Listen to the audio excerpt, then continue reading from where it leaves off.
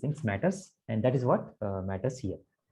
So there is no scope of any error or anything else. Mistakes means mistakes in the argumentation. That is called a fallacy, and we will see only formal fallacies. And this second part is centered around only 8 or 9 principles, and some of the things which we already covered, modus ponens, modus tollens, etc. And there are some other things which we will talk about. Eventually, we talk about. But in between this informal logic and in this thing, there is a very interesting thing. This is a traditional logic which has dominated for more than 2,200 years, I think, 2,000 years. So that is Aristotle's logic. You might find that why I should read this Aristotelian logic now. I mean, I don't like it. I don't enjoy it.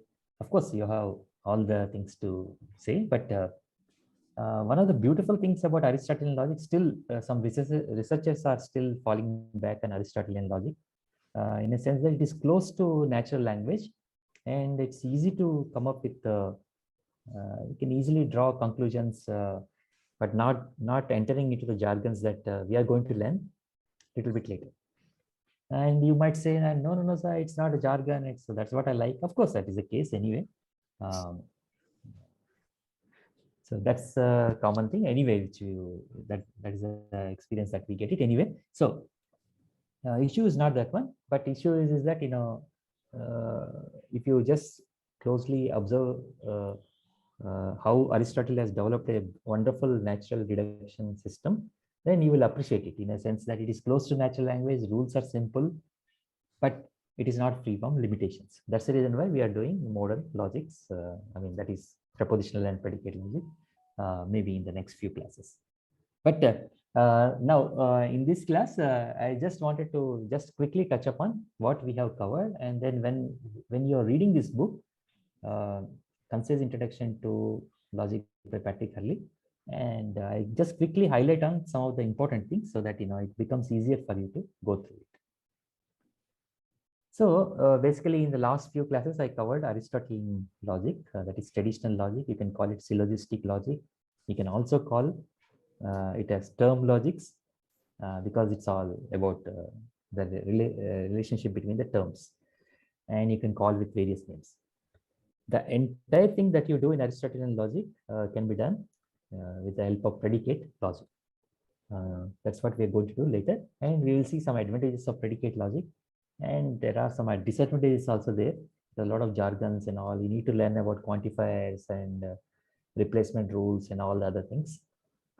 For some of you, it might be easy, but it is Aristotelian logic is close to the natural language. That's one of the major advantages that one feels comfortable. That's the reason why it dominated for more than 2,200 years.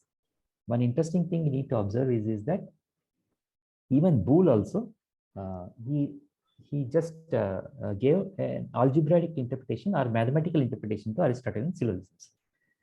Even mathematicians like Venn and Euler diagrams or Venn diagrams, they gave diagrammatic representation of Aristotelian syllogisms. So the reasoning till 19th century, it's only Aristotelian logic, traditional logic. So people did not move away from that one. So you might say that the formal apparatus is not available at the time. Quantifiers are not known. Of course, you can say lots of things, but so that is the thing.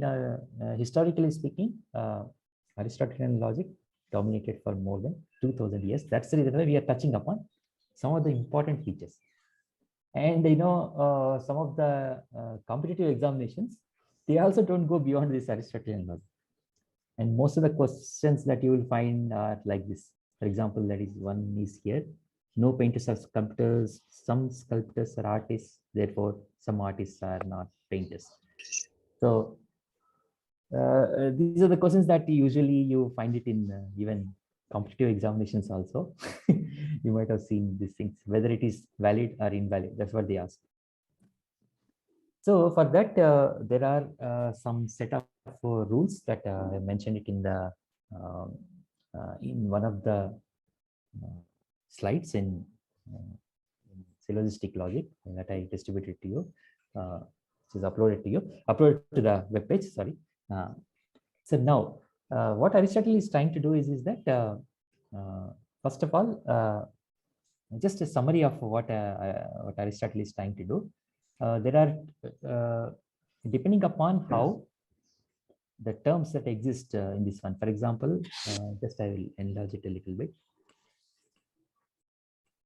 Observe this thing: no painters are sculptors, some sculptors are artists, therefore some artists are not painters. If you just observe one example, it's good enough. So here, first thing that you need to notice is that every sentence has a subject and predicate.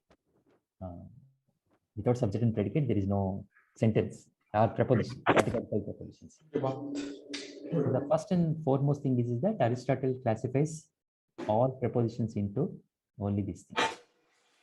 So A, E, N, I, and O. But you might say that, sometimes if a sentence is not in this format, standard format, but there are many sentences that we talk in our day-to-day discourse. For example, in mathematics, 2 plus 2 is equal to 4. How to interpret that one? There's some serious limitations for Aristotelian logic, but anything which can be, you take pain to translate this thing into A, E, I, O, then you can infer something like this. So otherwise, no, there is no way. But Aristotle talks about hypothetical and other syllogisms also. But it looks, we are touching upon only categorical prepositions. So there are other things also which we discussed, but unfortunately we are not entering into the details of it. So if a preposition is not in this format, then you need to take pain to translate it into this format. Either it should start with A, E, I, O, etc. Out of this A, E, I, O, you have a combination. Two will serve like premises. Another one which you infer is going to be the conclusion. But you might ask, what happens if all these things are there? A, E, I, O. Of course, there are some. Then it will be reduced to something else. For example, you have A, and A. 4 categorical prepositions are there. So these two will reduce to A, or these two will reduce to some other A preposition. Then you can infer A.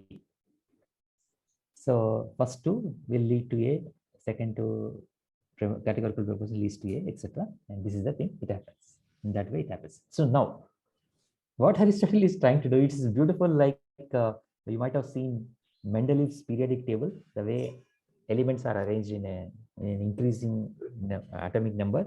Initially it was atomic weights, but later it was arranged in terms of atomic number. So how did that idea strike? Nobody knows. So, I mean, in the same way, suppose if you ask Kekule, he's a originator, he's the father of this benzene structure. Usually, that is what we study in organic chemistry.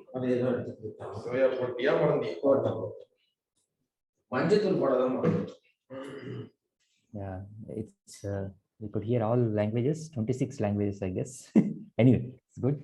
But anyway, it's okay.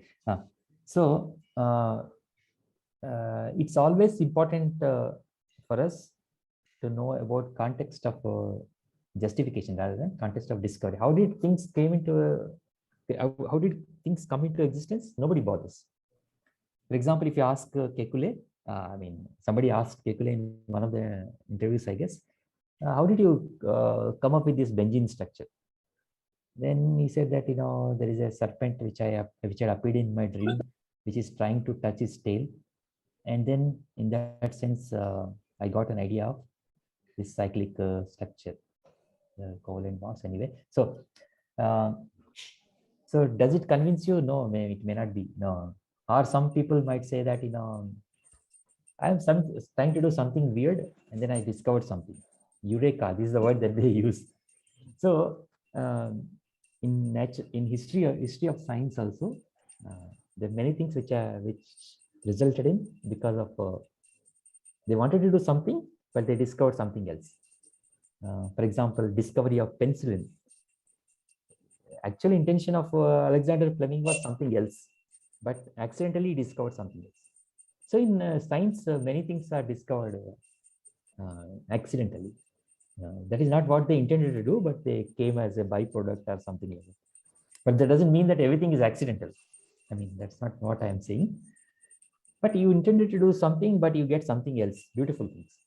That's the reason why we should, being a learner or a student of science or mathematics or whatever, we should constantly observe things. We don't know when we get what. So sometimes we might go for a vacation and just you might think about the same problem. You might find the solution for that thing. So that's the reason why you have to be with the nature. Of course, unfortunately, we are all with mobile phones and YouTube videos and all other things. But the problem is that suppose if you are fed up with all these things and you want to find out solution for something, and you will go to one enlightened person, whomsoever you think, then that fellow or a person might tell you, first empty your mind. So this is very difficult for us to do. We have filled our mind with a lot of garbage and junk and all other stuff. Of course, you might say that, no, it's not like that. But I'm talking about life problems, not with respect to how to get A in this course and all. Of course, you need to put something in your mind, mug up or whatever. That's our education system is like that. Nothing can be done. So the first thing that a saint or anyone enlightened person will tell you is that first empty your mind. Everything automatically you will learn it. You realize yourself. That's the way it goes.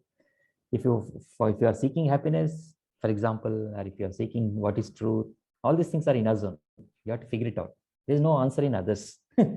So whatever we know is only little, 1% or something like that. There are 99% beautiful mysteries are there in the universe, which even a great person like Einstein also didn't know about these things anyway.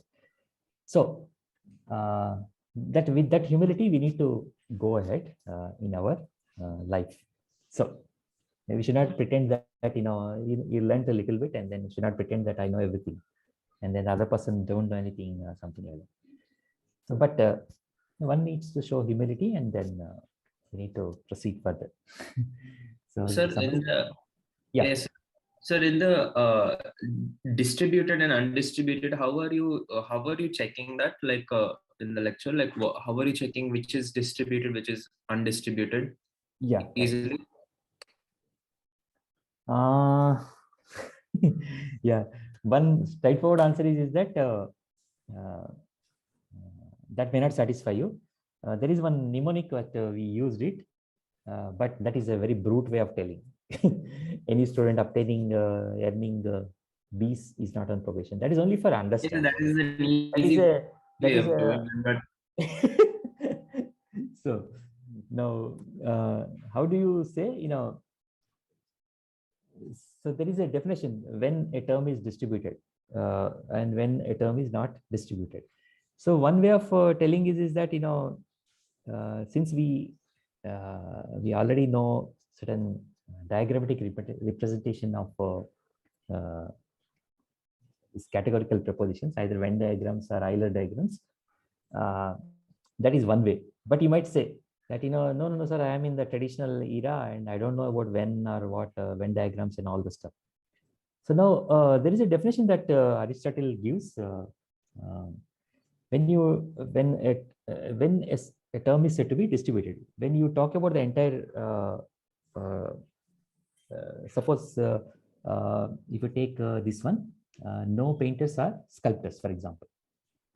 So usually we know that each preposition distributes both, that is subject and predicate. Whatever occupies this thing, it distributes both of them. So no painters are sculptors. That means the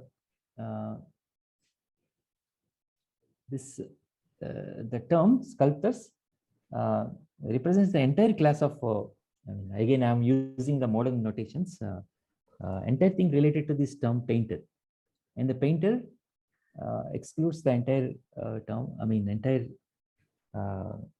thing which come under the category of sculptors. So there is a way to talk about it.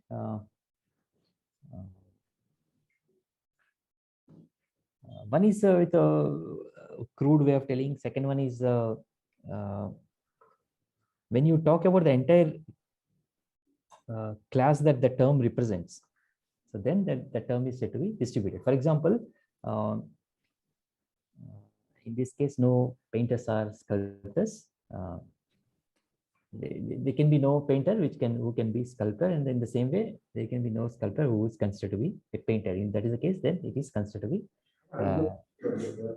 sculptors related to the entire class of painters, and painters are related to entire class of sculptors. So in that sense, both are considered to be distributed. So like if there's a painter, he can't be a sculptor. If there is a sculptor, he can't be a painter, something. That's what it is saying anyway. Distributed means it has to be distributed in the entire whole class of sculptors. So in the same way, for example, if you say some sculptors are artists, it is not distributed in the sense that it is not talking about the entire class of artists here. Even if you represent it like some artists are sculptors, even that is already saying that some artists are not sculptors automatically.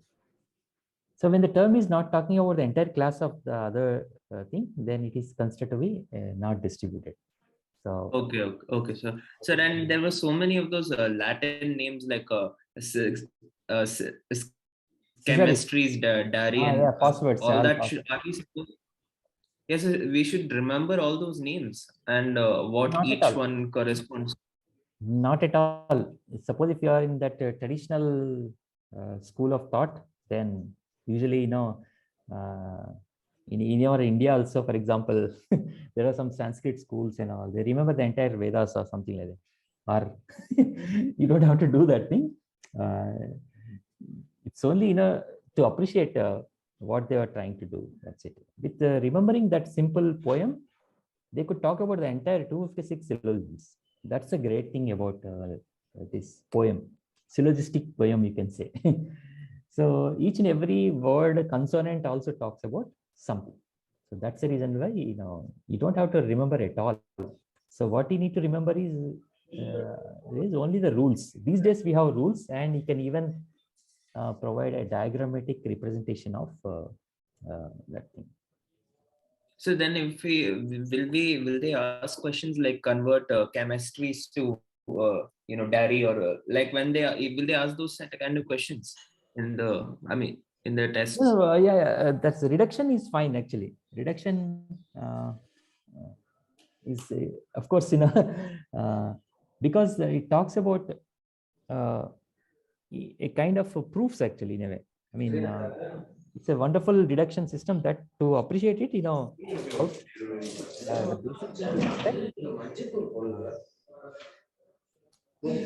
there is some noise. I'll let it finish. So the basic thing is that there are only 4 main syllogisms that are related to the perfect, whatever falls under figure number 1, that matters to Aristotle. Rest of the things which fall under figure 2, figure 3, they are imperfect figures in a sense that they can be reduced to figure number 1. So in a sense, there are 4 such kind of inferences in figure number 1, syllogisms you can call it. They are considered to be axioms in a way. I mean, they cannot be questioned. But if something is there in this format, you need to convert it into, it can be converted into figure number 1. Then ultimately, once you convert from figure number 2 to figure number 1, whatever falls under figure 2, you convert it into figure number 1. That is called a kind of reduction. Since then is there any reason why he called figure number 1 the perfect figure? Yeah, that is a $1 million question. No such kind of thing. It's like, in history of mathematics or even in chemistry also. At least when you read the original text also, you will not get anything, any clue of figure number 1 is perfect. So in the same way, there are no answers for things like, why modus ponens should be the case. Why not in the other way around, or something like that. It looks as if, A implies B, then A is the one which suits me. But, with the repetitive usage of this thing, maybe they might have come up with this thing. But unfortunately, since you asked this question, you had to, at least I did not find any answer for that thing. So it's like as good as, how did Mendeleev arrange these things in a periodic table? How did this idea come to him? There's nothing which we can give. I mean, that's the reason why. That is the reason. Context of discovery, we ignore it. How did it come into existence? God knows. Of course, this answer may not satisfy you, but unfortunately, I don't have any answer for that. For example, you discovered something with repetitive usage of something. Let's say you are learning bike or car or something like that. You discover your own tips and tricks and all. You might say it just happened out of luck.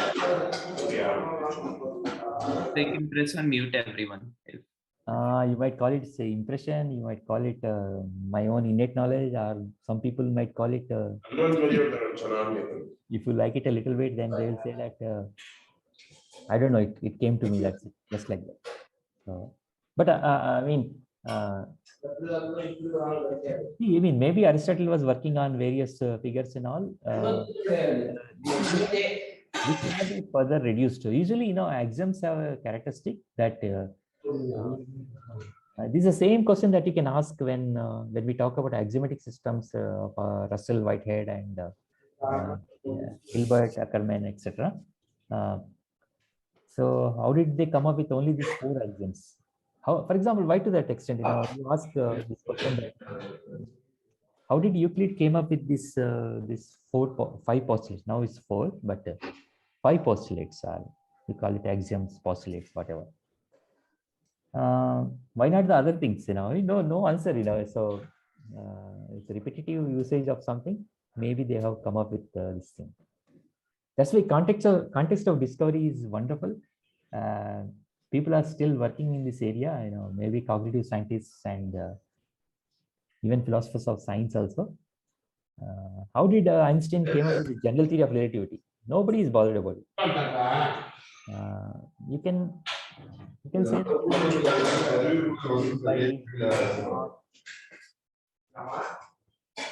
way to mute. Now, if I mute, whosoever is asking question, that's only muted anyway. So yeah, I can. So please, I cannot drag it further and make you feel boring. But thing is that this is because of this that this cannot be further reduced to any other thing. So, for example, whatever is there, Cesare, Celarent, whatever falls under figure number 1, they don't have to be reduced to any other thing. It itself is good enough. But you might ask, I will take figure 2 as my perfect figure. I don't know exactly what to do with that, but maybe the position of middle term and other things suits him, or maybe you can answer it in any number of ways, but you may not capture what is there in the mind of Aristotle. Anyway, that's the case. Yeah, sorry. Yes, and the conditionally valid / and unconditionally valid form, we don't need to remember all 24 of them, right? All no, not at all actually. So when they if they ask questions like make chemistries to Celarent or anything, then we have to use that poem that and that Aristotle made, right? And then we have to know what each letter does what, and we have to use that. That is one way of doing it. Yeah, correct actually. Yeah, that's the way to appreciate it. Just to appreciate Aristotle, that you are correct in a sense that yeah, but that only gives you clues. I mean, definitely that you need to. Actually, you don't have to remember the entire poem. For example, if I ask you to, I think I'll show you some examples. I think it will be better. For example, Cesare, I don't know exactly. These terms are very difficult even for me also. Yeah. So once it is given already, so these terms, whatever is given, from that only you can come up with some clues. Like S means simple conversion, M means some other kind of operation, and C means something else. It's like that. So I think I will provide some more examples in the next class. Maybe I'll record it and keep it. But you will find it everywhere.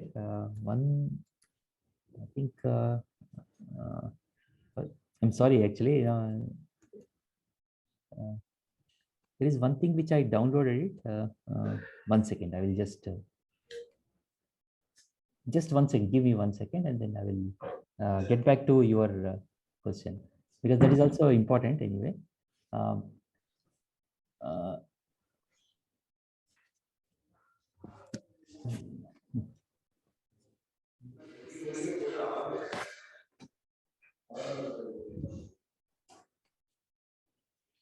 1 second, please.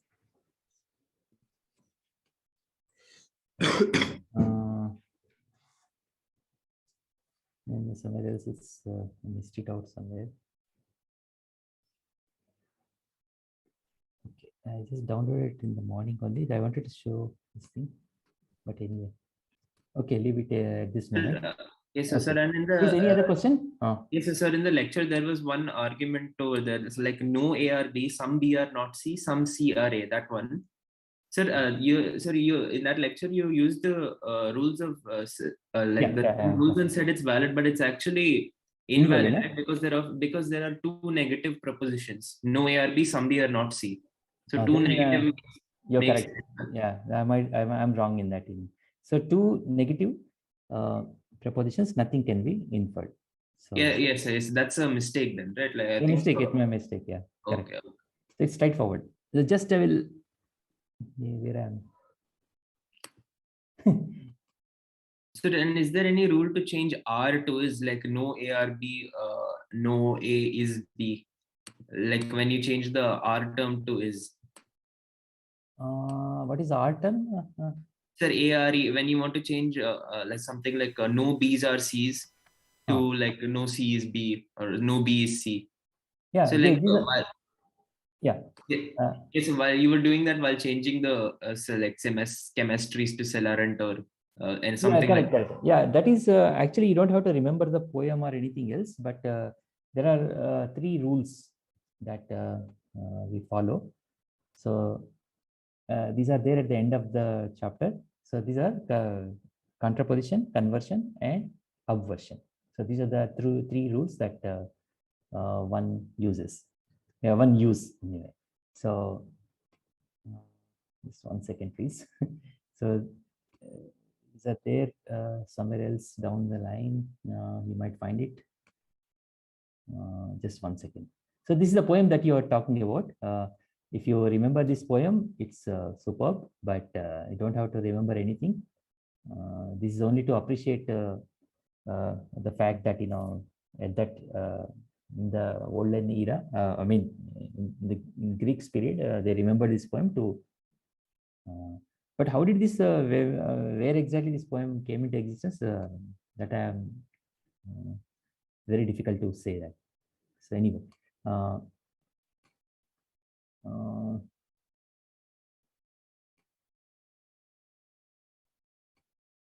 at the end of some chapter, you have these rules: upversion, inversion, contraposition, etc.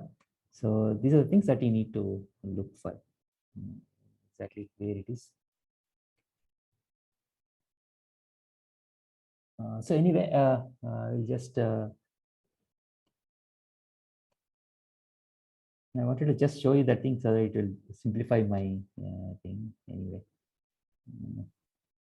So the fallacies quiz will come after the midterms are graded, or when will the fallacies quiz come? Again, just give me some time, and then I will. I'll give you at least 5 to 10 days after that. Maybe very soon.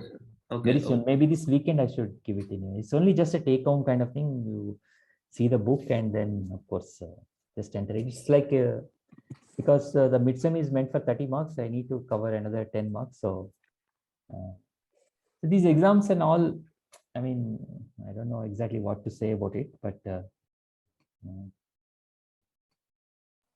so I had a problem, sir. Yeah, problem, please. I did not receive the mail of the marks, sir. So can you just tell me your name so that, after the class, I think I can Sir, explore. it's Aryan Jalkote. Rule number, please. 210 210 463. 463. Okay, I will just Aryan, na? Yes, Yeah. sir. Actually, sir, I didn't get the result too. Who's talking? Please. Harshit Shakya, Uh-huh. 210427. You also did not get it? Yes, I actually accidentally, in, in the mail, I forgot to add dot in at the end. Required me. Okay. So your number? 210 Uh, 427. 427. Yes, sir. Okay, fine. I will look into it. Please. Yeah. Okay, thank you, sir. Okay, fine. Just coming back to your question, because it's a question for everyone. So, where? Yeah. Excuse me, sir. Please, please. In the meanwhile, you can ask any other question because it's only interaction kind of thing. So, most of the things are there in the, yeah. Whosoever has asked, I forgot you. So there is in 229 page, these are there: conversion, aversion, and contraposition. So you can look into it, then things will become easier. So basically, what exactly you need to do. Okay, first, please, you ask your question. I don't know, I stopped you. I'm sorry. Sir, in the fallacy of appeal to force, so what is the difference between warning and this type of fallacy?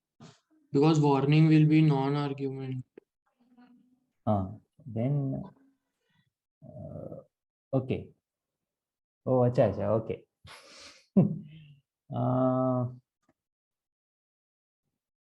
Yeah. First of all, it is a non-argument. You mean to say that what? So in appeal to Yes. force, what happens is that what exactly the arguer is trying to do is this thing. There is a reader and listener, and he forces by applying some kind of force. He wants reader or listener to be convinced by his arguments. That's the thing. This force can be physical, maybe, or it can be something like threat, physical or mental threat kind of thing, or anything like that. So yeah, a piece of warning is not an argument because it has nothing to do with yeah. But here also, yeah, you're asking about warning and forces. So honestly speaking, they are same. No, I mean, you also might have got the same impression. So The fallacies we search only in the arguments. mistakes in the argumentation, argumentation in a sense that, not in actually, honestly speaking, formal fallacies are the only ones which you can identify by seeing the form itself. It's simple and straightforward. Everyone will can easily find out the mistakes in the argumentation. But when it comes to informal kind of arguments, you need to analyze the content of the argument. That is where all the problem lies. So it depends upon how you interpret warning, how you interpret force. And mostly these are all fallacies should be viewed as persuasive mechanisms. So here the intention of the arguer, exactly, this is what you need to look for. What is the intention of an arguer? So how is he or she is pursuing the reader or listener by applying what? So that is what you need to say. Some people persuade you by appealing to force. For example, they'll say that, if you don't listen, then you'll be beaten or something like that. You'll see the consequences. Well, I mean, you can you strictly go with whether it is an argument or not in the first place. Of course, it need not have to be argument, and you can say that, but sometimes appeal to force is also considered to be good, bad. This is all the problem lies here. Good. and bad kind of thing. Again, it's all subjective kind of things. Content matters, interpretation, cultural background, all these things play a role here. For example, if somebody is going towards the fire or something like that, or a place where snakes are there, for example, you can use your force and say that you should not go there. If you go there, you will face the consequences. You just you're using appeal to force for a right reason. I mean, right reason, there's no such kind of reason, but still you can use that one. In the same way, patriotism and all the other stuff, passion, these are the things. Like there are some examples like support India, otherwise leave the country. Support BJP or leave the country. For example, somebody says that because you don't support some party, you're not a patriot or something like that. So these are all appealing to some extra logical factors. But when it's, these are things which are difficult to answer. That's why it is informal kind of stuff. There's no yardsticks that you can say that, this is an argument or non-argument. But you are correct in a sense that it is not argument in the first place. For example, somebody says a warning like shut the door or something like that. Shut up. That's what somebody says. If you say even one word, nothing, I don't know what I will do. For example, if you do like this, I mean, this is what you find it in many places. So you can't listen to others. You say that if you open your mouth, you will see the consequence. I don't know what I will do. So what is the argument and what is there in that? So in making an argument, suppose one appeals to force, and that is not that is a fallacy. That's what the fallacy is part. But in the warning, it's strictly purely warning kind of stuff. There's nothing like because you cannot talk anything either true or false or anything like that. Maybe in that reason, it is not argument in the first place. But it is difficult to say. You might say that force also comes under a kind of warning. Yeah, of course. If somebody utters a sentence like the one which I have said, if you just ask another question, you will see something like that. For example, if you say that, which there's nothing like that. So there is no convincing also here. But fallacies are persuasive mechanisms. Please note that if I tell in a straightforward manner, nobody is going to listen to you. So then what you will do, you use some you're smart enough. People do not listen when you tell them softly or something. Then you will use your force. You raise your tone or you raise your something like, whatever language that sometimes abusive language, whatever, for the sake of good of others. Ye sunne wala nahi hai aisa. Then they will use different people, different things and all. You might ask why I need to use, why I need to be harsh on some people. Why not for some people I need to be soft? No answers can be given. Some people listen in that way only. They are used to it. So there is nothing wrong in it. Piece of appeal to force is in that way. For the sake of good of others, if you intend good in others, sometimes you might have to use force also. With rising your tone or something like that, or you'll say that you'll face these consequences if you do. If you copy in the examination, then you will face these consequences. Aaj to pakda nahi gaya, kal to pakka kuch na kuch ho. There's nothing wrong in it. You are saying for the benefit of your friend or someone, you're saying like this, there's nothing wrong in it. So what is time now? All stories I was telling you, but unfortunately, the time was up. So, please, any other question? I think there are 3 operations that we need to focus on. But honestly speaking, Aristotelian syllogisms, you need not have to remember the poem. You need not have to remember anything. It is only appreciating things for that. Otherwise, this only serves like some passwords or code language. You need to remember those 5 rules. That is, middle term should be distributed at least once in the premises. That is one thing. Nothing is distributed in the conclusion which is not distributed in the premises. 2 particular premises, nothing can be inferred. 2 negative prepositions, nothing can be inferred. If one of the premises is negative, premises means a preposition, categorical preposition is negative, conclusion has to be negative. And there is one serious problem with Aristotelian logic faces, that is existential import. From universal prepositions can be inferred something like, for all unicorns are intelligent too, some unicorns are intelligent. The moment you talk about some unicorns are intelligent, it forces you to draw something which is, you have to import something which is not there in the premises. That is what is existential import. You say some unicorns are intelligent means unicorns have to exist in the world. So things which are in the conclusion which are not there in the premises. So you can say lots of things like, anything like all cats are dogs also you can say for the sake of argument. But when you say that some cats are dogs, then there should be some cat which should exist in the world, and that cat has to be dog, which is not the case anyway.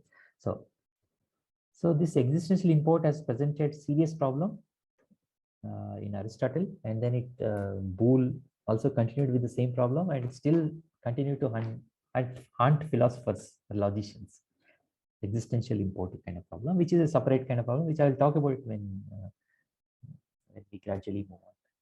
So it's already 9:50, and some of you might be leaving. That if you have any questions, please ask me. Otherwise, for entire thing, I will tell you exactly where to focus on. Rules are the ones which you need to focus on, and the second one is this conversion, obversion, and contraposition kind of thing. In the simple nutshell, conversion is like this: you have subject and predicate, and you convert it.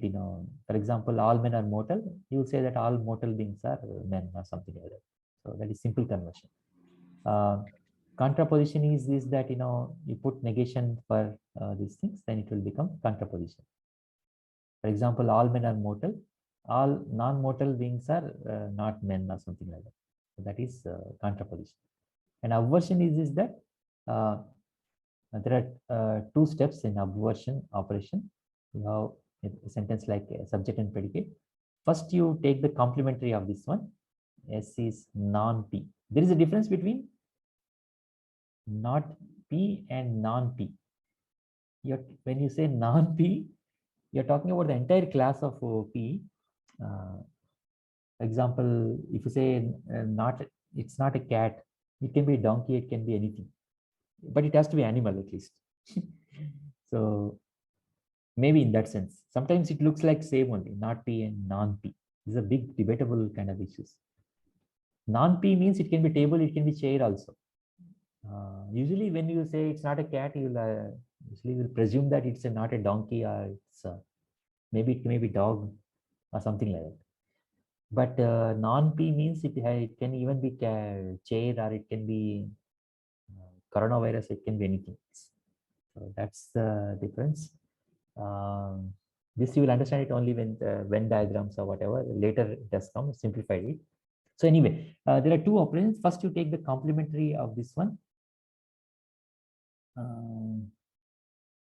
First you need to convert. For example, if it is a preposition, you convert it exactly into its opposite. For that, the square of opposition will help us. With this, I will end it actually. This is the important thing.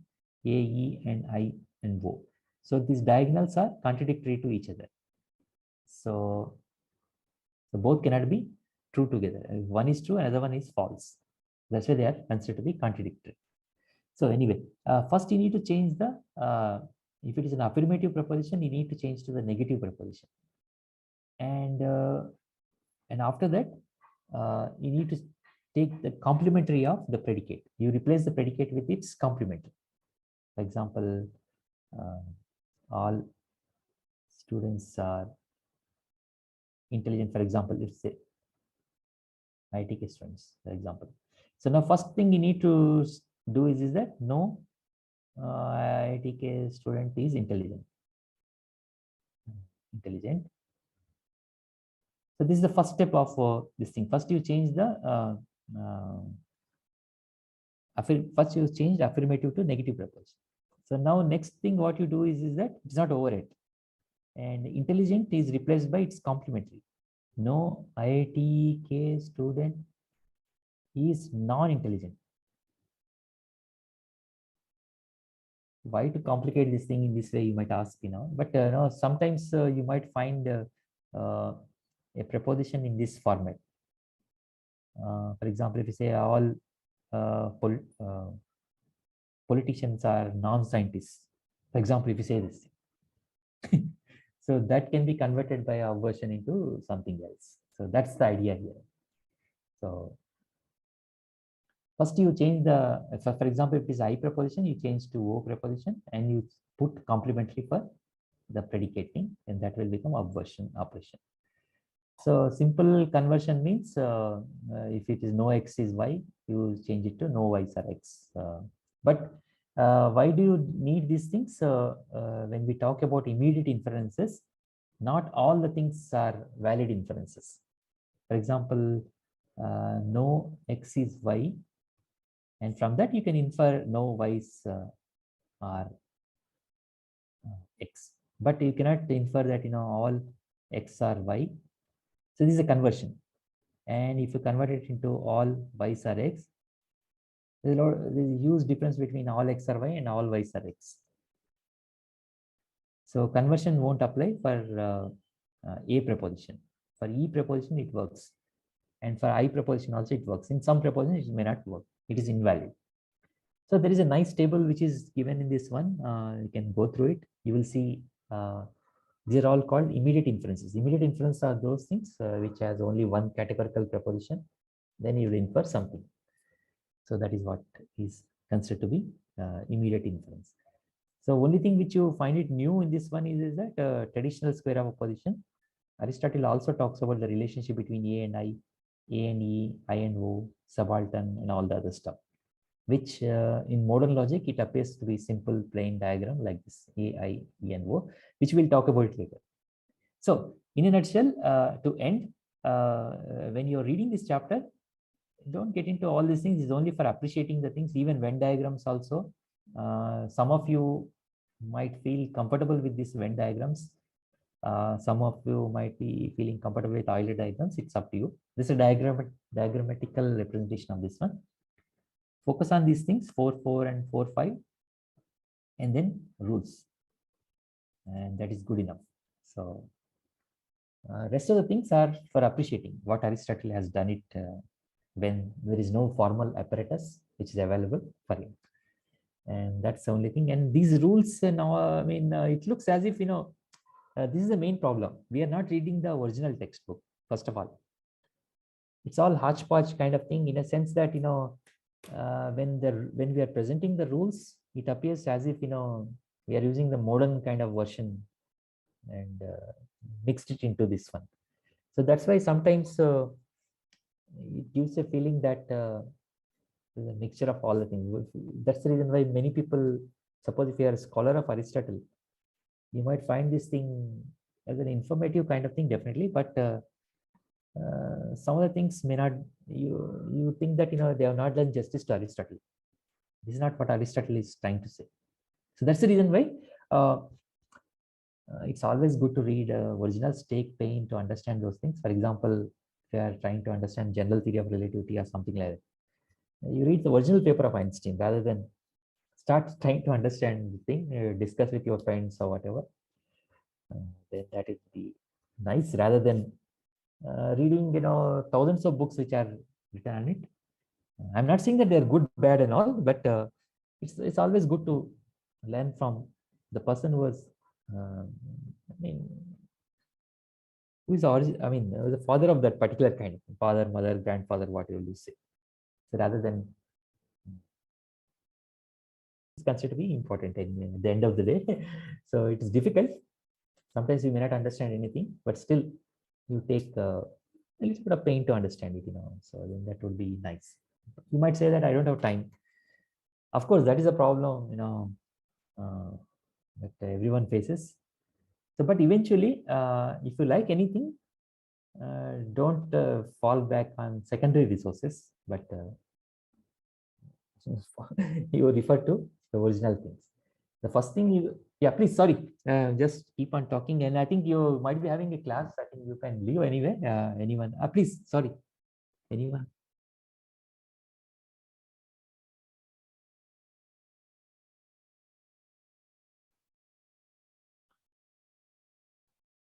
Lectures here are the recorded lectures. Oh my God. Oh, so that means I'm not working enough, I think. Energy nahi hai mere paas shayad. So I'll settings problem. I think oh,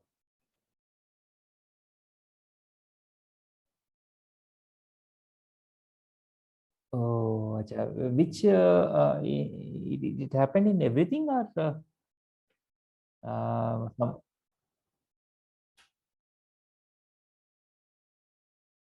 that Aristotle wala na, syllogistic logic wala. Oh, acha acha. Okay. It's already, I know, nothing can be done at this moment. At least it's audible, at least with full voice or whatever. I mean, I will just, it's very difficult to do it again, but I'll definitely check it again. So, because already it's a painful kind of thing. Already we are talking to laptops and walls and all. Re-recording is like, it's difficult. It's like a retake of something short or something like that, So Bollywood stars will do it, 10 times, 15 times. But they have wonderful techniques and all, but this is the limitation that I have. But I am using a good mic, but I don't know why it is happening like that. But definitely I will go through it. Settings. Okay, okay. Correct. Yeah. Thank you very much. So see, usually, you'll think that everything is okay, but I usually check it. But yeah, some last few lectures, I think maybe I lost my energy or whatever. I don't know. It's not. So one common thing which you, honestly speaking, is like this. Usually you record these lectures in your house. So usually you will not feel like shouting. Wow, wow, wow. So that's the thing. This here I have, right now I'm sitting in the department. I think most probably I should do it in the department, in the office rather than in the house. Maybe that's the thing.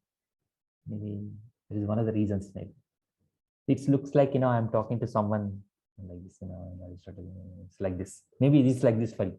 Yeah. So I'm sorry for the inconvenience. Anyway, I mean I'll ensure that from next lecture at least I will check it first and then I will record it. So thank you very much for this because see, first thing is that general people don't listen. This is the first thing. Of course, you might say that I am wrong, but some people listen anyway.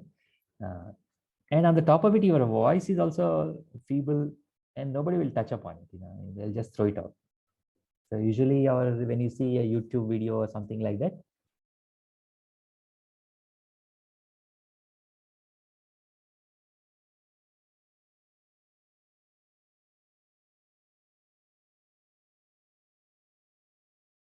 Now let me pin this my video and let me record it. Okay, so you can see my background, right? Yes, sir. Okay, so I will just go through quickly. You have already known, but if any questions about any part is there, we'll take it up. But let me remind you that in this part, our aim was to first set up the Helmholtz coil, okay, and then such that there is a uniform field between these two coils. And in that, we put the tube in which we let the electron beam perpendicular to the magnetic field such that it does a circular movement and falls on one of the rungs. And from the magnetic field that we required to do that, to reach a radius of 5, 4, 3, and 2, we find out the magnetic field, and from there you can find out E by M. Okay, and how do we measure the magnetic field? Magnetic field can be calculated theoretically from the Helmholtz coil formula, which you know already. That's been discussed already in the video, and or you can actually measure the magnetic field, and that you know how to do that. We have a Tesla meter here, which I have described how it works. It works on the basis of Hall effect. And from there, we can find out the magnetic field that is generated by the Helmholtz coil using Hall effect. Okay, it's called Tesla meter in terms of millitesla. And we know the record to the cloud. Okay, so we also know the recording in progress. Let me go through the details a little bit. Okay, so the Helmholtz coil setup is based on the fact that the separation is exactly the radius of between the two coils, two flat coils. Each coil has 154 turns, and we apply a current of a few amps, a maximum being 3 amps from a power supply connected to it. Sorry? Yeah. Please mute. Okay, 8 participants raised hands. Okay. So, and we'll do a little bit of analysis, how to do the experiment and do the analysis. But let me start taking the questions. Yes, Siddharth Pathak. Hello, sir. Good morning, sir. Good morning. Sir, in the narrow beam tube, Yes. we get electrons. What is the mechanism inside the handle of the tube so that we get the free electrons? Sir, I don't understand what is the mechanism inside it. Okay, so you know how does a tungsten bulb work? Okay, a tungsten bulb, electric bulb. Okay, Yes, so sir. if you heat the tungsten filament, and if you go to very high temperature, it emits electrons. Electrons escape the metal. Right? Okay. Yes, sir. So in the source of this exactly same, there is a filament which is given 6.3 volts, and the filament is so arranged that the free electrons are emitted. Okay. And then these electrons are accelerated by a voltage which can change from minus 0 to 300 volts. All right, by a series of, once they're emitted, then they are accelerated between two plates. I have given the diagram between the two plates. I'll draw it now. All right. So it is just a thermionic emission from a heated filament. Okay, and the electrons come out, and it has been placed in such a way that it comes out through a hole from the source, such that it is perpendicular to the magnetic field. Does that answer your question? Yes, sir. Yes, sir.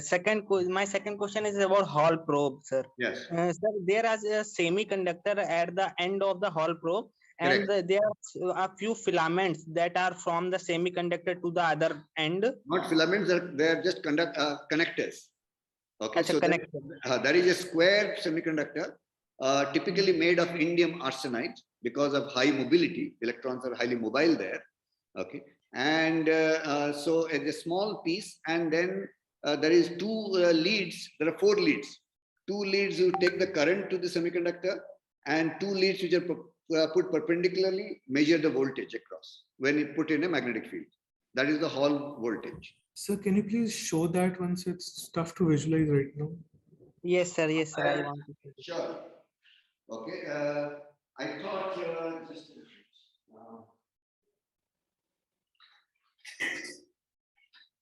That is why I have put pictures in the video. Okay. So this is the Hall probe. You can see the Hall probe now. Okay. So I take the if there is a cap here, if I take the cap off, all right. So there is, you can see how close I can go. So you can just see a square semiconductor there. Okay, just below my nose. Yes. Sir, we can see a square hole there. Not a hole. That's a semiconductor there, not a hole. All right. Okay, It's that's a semiconductor. Yes, it's a piece of indium arsenide stuck there. So Glued. what's the problem with just using a metal? Like we've learned Hall effect with just metal.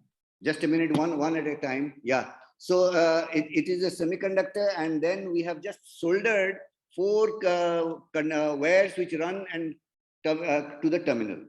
4 wires, 2 carrying current, JX or IX, and 2 across the semiconductor, which goes to the end to be able to measure by a voltmeter. That is what the Tesla meter does. Tesla meter provides about 10 microamps, okay, to the this semiconductor piece. And once put in the magnetic field, you measure the voltage across. Okay, so magnetic field is in this direction. Okay, perpendicular direction. Okay, so and the current is in this direction. So and the voltage is measured across the semiconductor piece. I have given the detailed argument and the diagram in the video itself. Do you remember that? Yes, sir. Okay, so any other? So could you see that? Could you imagine it now? Yes, sir. I want to ask, sir, the Hall effect taken place in only semiconductor part or indium wires also? Oh, okay. Hall effect occurs wherever there are free electrons. Electrons are to move.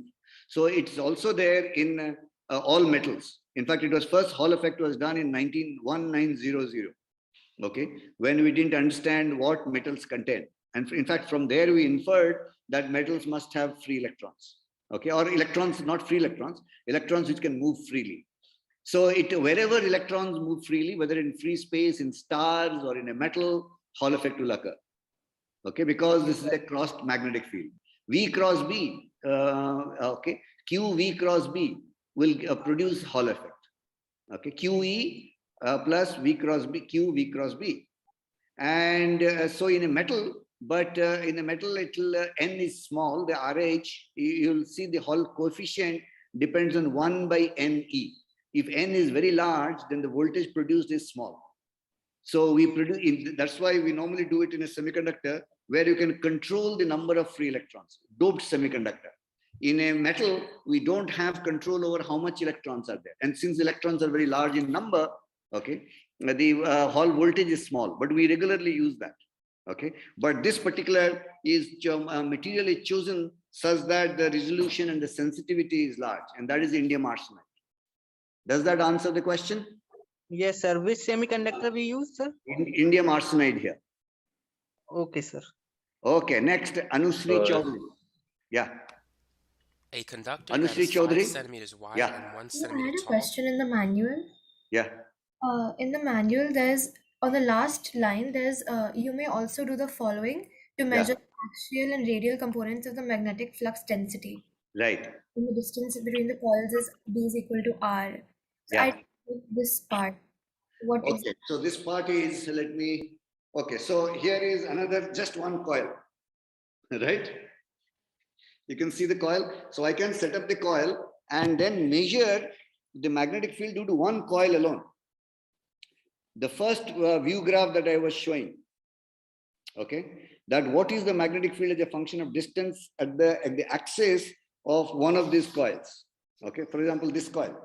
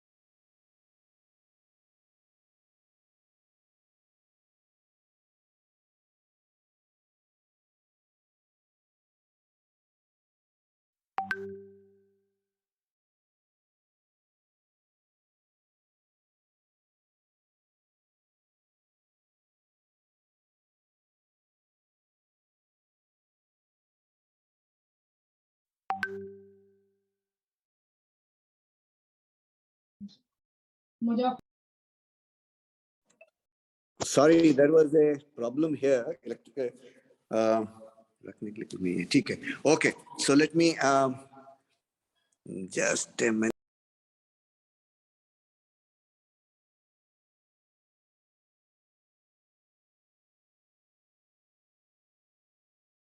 Not audible, sir. Sir, you are muted. You are on mute.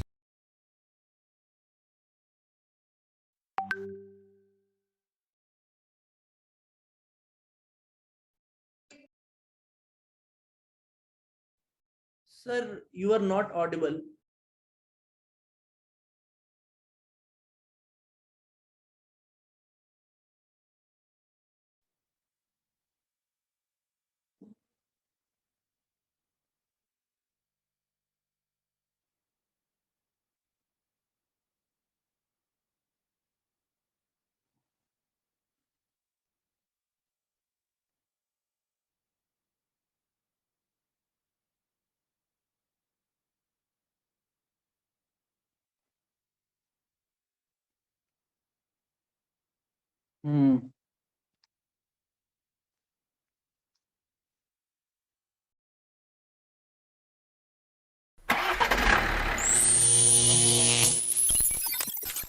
Sir, not audible. Hello, Daniel Lukski here from howtomechatronics.com. In this video, we will learn what is Hall effect and how Hall effect sensors work. The Hall effect is the most common method of measuring magnetic field, and the Hall effect sensors are very popular and have many contemporary applications. For example, they can be found in vehicles as wheel speed sensors, as well as crankshaft or camshaft position sensors. Also, they are often used as switches, MEMS compasses, proximity sensors, and so on. Now, we will go through some of these sensors and see how they work, but first, let's explain what is the Hall effect. Here's the experiment that explains the Hall effect. If we have a thin conductive plate as illustrated and we set current to flow through it, the charge carriers would flow in a straight line from one to the other side of the plate. Now, if we bring some magnetic field near the plate, we would disturb the straight flow of the charge carriers due to a force called Lorentz force. In such a case, the electrons will deflect to one side of the plate and the positive poles to the other side of the plate. This means if we put a meter now between these two sides, we will get some voltage which can be measured. So, the effect of getting a measurable voltage, as we explained above, is called the Hall effect, after Edwin Hall, who discovered it in 1879.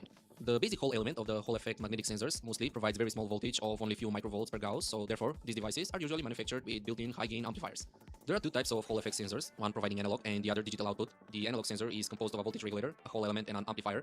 From the circuit schematic, we can see that the output of the sensor is analog and proportional to the Hall element output or the magnetic field strength. This type of sensors are suitable and used for measuring proximity because of their continuous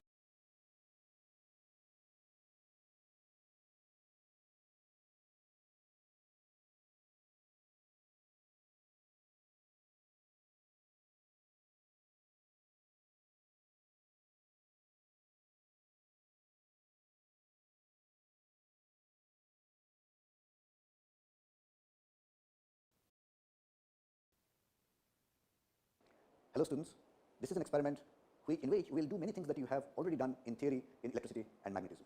So first we will try and produce a uniform magnetic field and then use a beam of electron to circle around in that uniform magnetic field.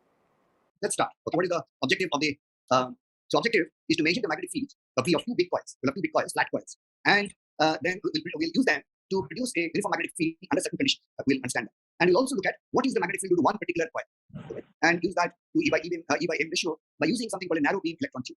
All right. So that is the objective of the experiment, or objectives of the experiment. Okay, let me go to the magnetic field along the axis of a single coil. This is something that it's at the fingertip for you if you have done physics 103. All right. And especially I have already taught you this. You already know it even before in your school days. Okay. So B due to a circular group of radius capital R carrying I on its axis z above the center. You're all very familiar with this. Okay. And so you know this. And if I use the radius R and I want to measure the magnetic field at the axis, okay, at a height z, okay. So this formula we have done many times. So theta is the angle between the point and this cos theta, but it can be nicely be reformulated in terms of only R and z, okay, and I. This is something that we already know. B on the axis as a function of z. All right. So I hope you have plotted this one. At least when people were doing with me, I got this once to plot. Okay? So if you plot this Okay, function, but where am this I? is schematically it will look like this. V of Where am I? View, gallery, speaker gallery. Hello, hello. Can you hear me now? Yes, sir. Yes, sir. Okay. I'm sorry, there was a disruption here, and then everything got disrupted because of that. All right. So let me switch this off, right? Okay. नहीं इसको मैं बंद कर दिया था. Okay, all right. Okay, so now you can see me also? Yes, sir. Okay, good. Okay, so sorry, there was a little disruption here and it got Arun Dwivedi. Yeah, go ahead. Did I finish the last question answering when it happened? No, sir. Okay, what was the last question? From Anusri. Yes, sir. So in the manual, there was the you may also do the following to measure the axial and the radial components of the magnetic flux density. Yeah, so this is, I showed you for two, but what is being asked is take one coil, give it the current, and find out the magnetic field on the sides and plot it. Okay. And you can do it by taking this, taking this, you can see this now. Let me see, where is my view?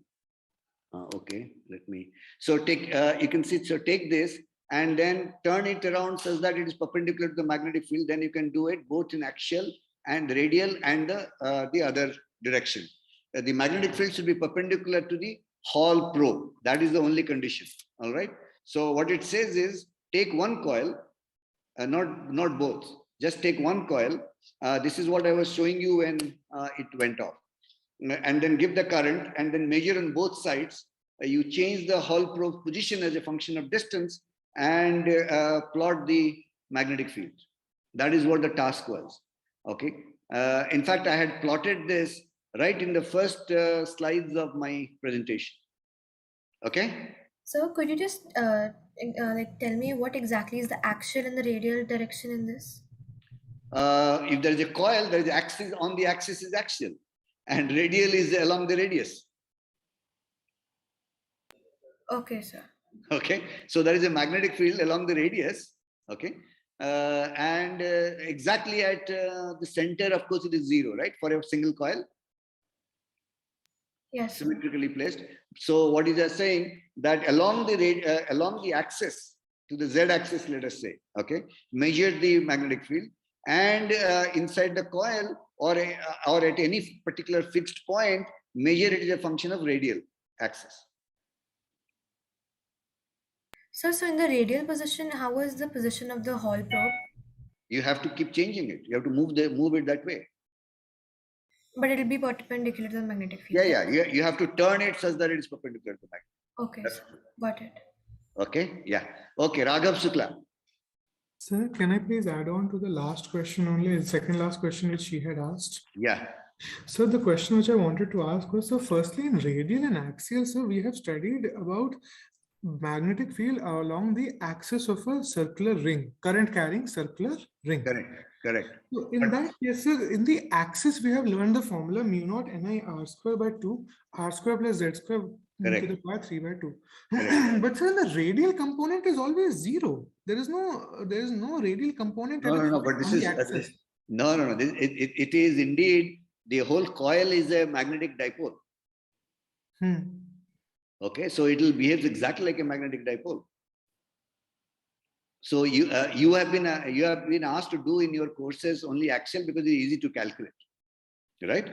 But you will also learn when some of you are doing 103, you must have already done the formula for an electric dipole, for a magnetic dipole.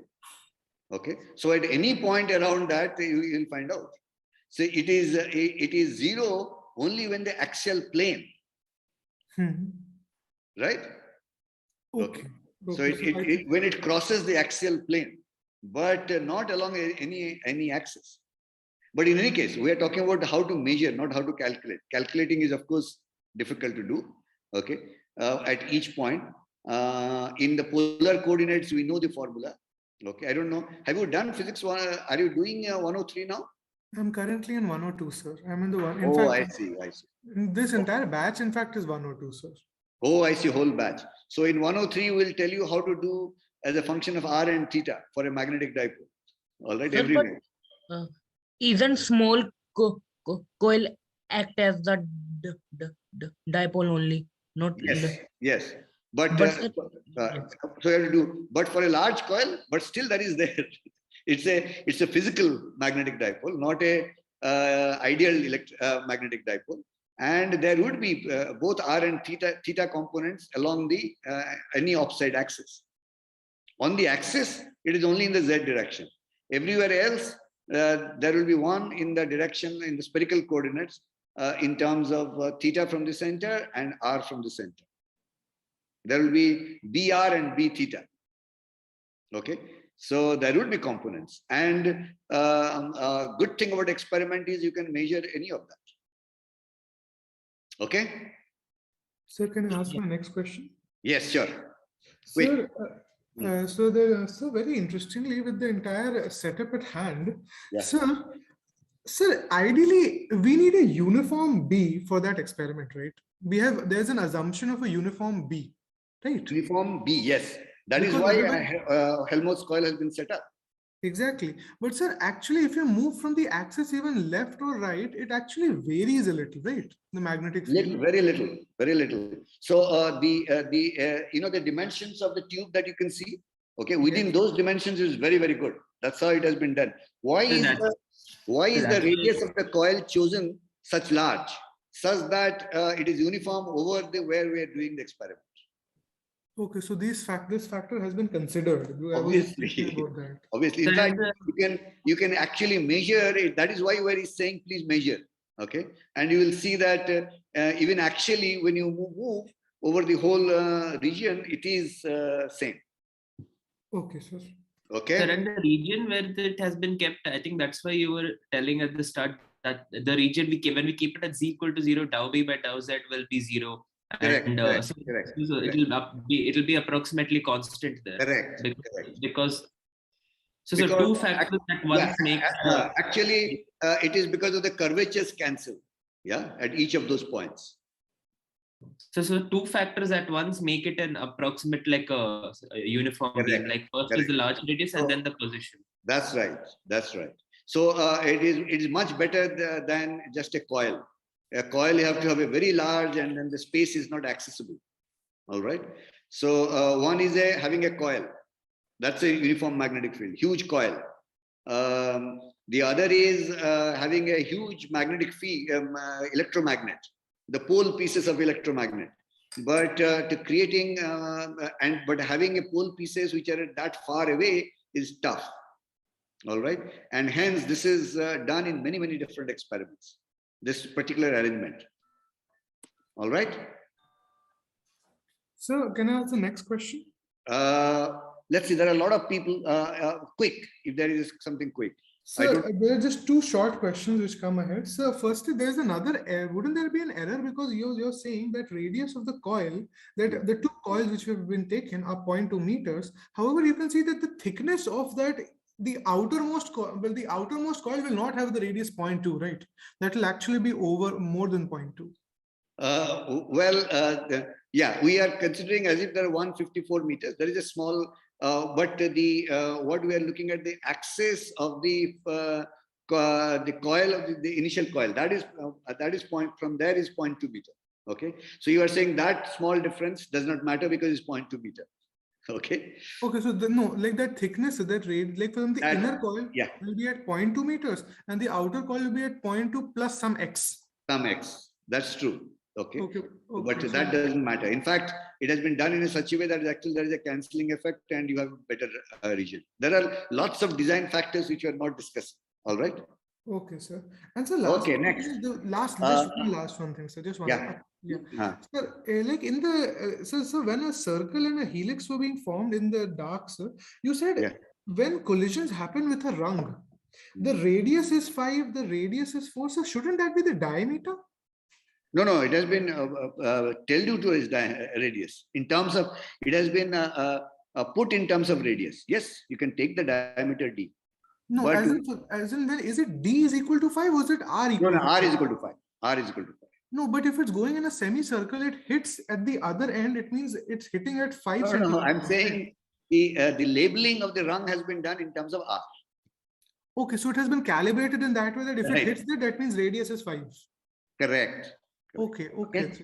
All right, Shivangshu. Sir, I had a doubt in the points that are non-axial. Sorry, non-axial. Yes, sir, non-axial points. In that, how can we assume that the difference between B at non-axial and axial is very slight and we can assume them equal? Yeah, we have actually measured that. The design has been made such that the whole region is there. So can we see it theoretically? Yeah, you can. You can see it theoretically. You can simulate it. Okay, so there are simulation programs. Theoretically, of course, it's a little computational. It is not something which you can do. But the idea that the fall off, okay, the curvature of the two at r is equal to r is like that throughout the points, and then the amount that this decreases, the other one increases, that is constant. The contribution from one of the two, okay, in decreasing it, and the contribution in increasing it, because the way they are placed is exact. Okay, so that works for the whole region. That is, if I go some distance, okay, but that was only on the axial part. Axis I could show that, but that is true for which are the whole inflection region. points. That is, the slope is 0 here. But it is at this point, which is the inflection point, the double derivative d square b by dz square is 0 also.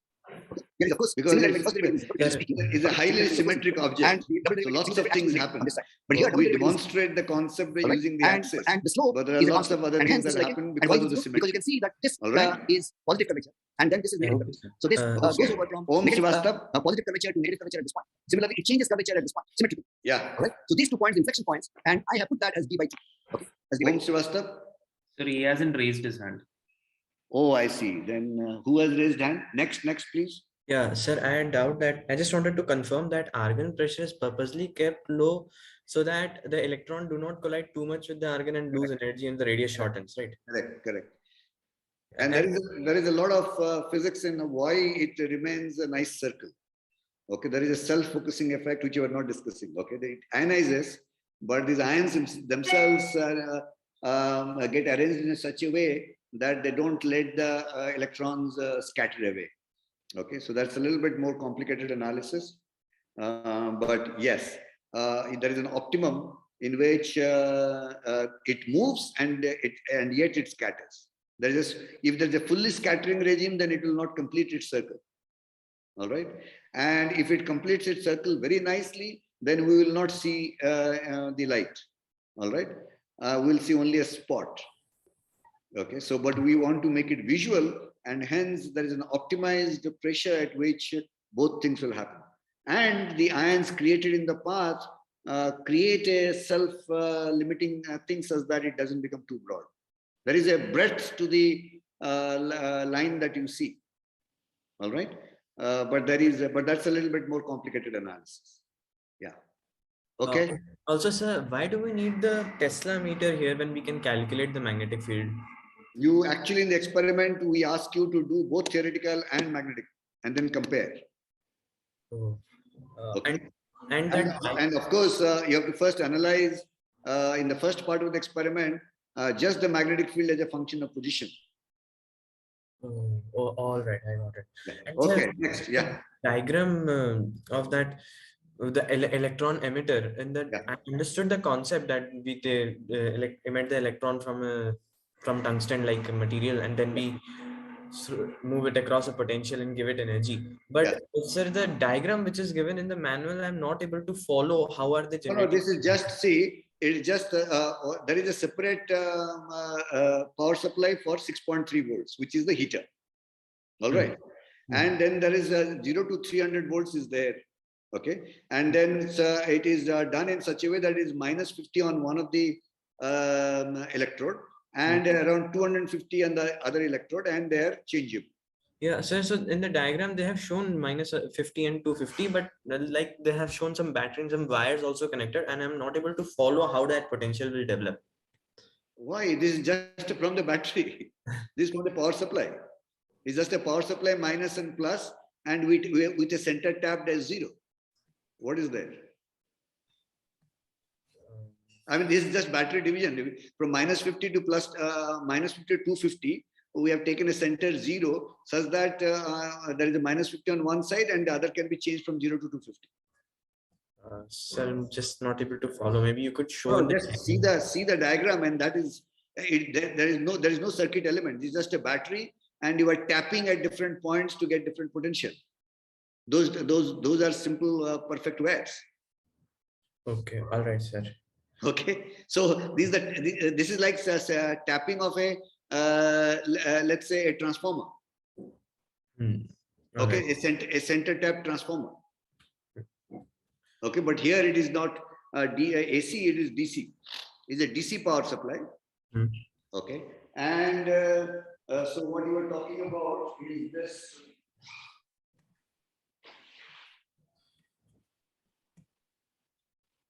Okay, so I don't know if you can see.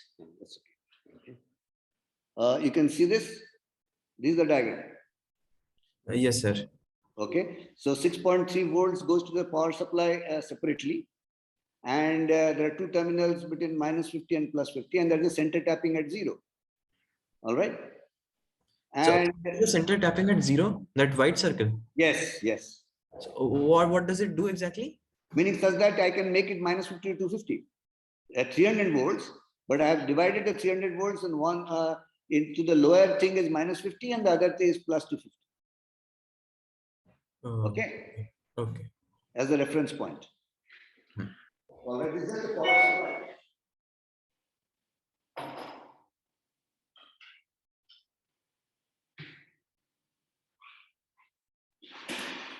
Yeah, okay, next. Any concepts or any details? See, Sir, we would like you to be familiar with even details and quantities. Okay, yeah, next. Can I ask my doubt, sir? Yes. Sir, while measuring the distance between the two coils as d, we are making the double derivative at the center z equal to 0 as 0. Yeah.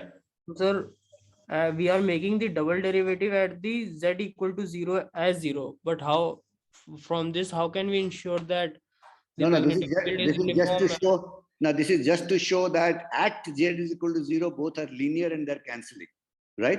Yes, but sir, yeah, that. but if you how can we ensure that the magnetic field is uniform in minus d by 2? Yeah. So that is just to show that at that point it puts the symmetry.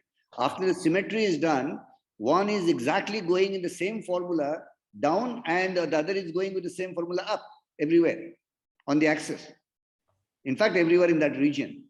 So they just whatever is down because you are away from one center and you are going close to the other center, they just match each other to everywhere. So center is equal to 0, the double derivative was 0 to make sure that that is the point where it has to be put.